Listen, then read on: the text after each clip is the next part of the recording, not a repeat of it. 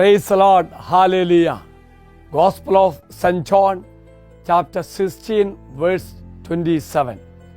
The Father Himself loves you because you are loved me and have come to believe that I came from God. We are the reflection of St. Teresa of the Child Jesus. Thinking about God is not really hard, for we normally thinking about those we love. I like to meditate on our Father. It is so good to dwell on the fact that our God is our Father.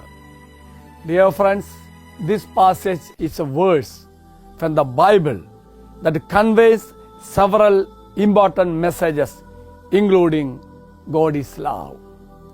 The Father loves believers because they loved His Son and believe in His divine mission. This love is unconditional and has been demonstrated through the gift of Jesus and by calling believers through His grace. So let us pray. Heavenly Father, help me to realize that you are really a Father to all human beings. Let me never doubt your overflowing love for me and try to return that love to you. The Lord be with you.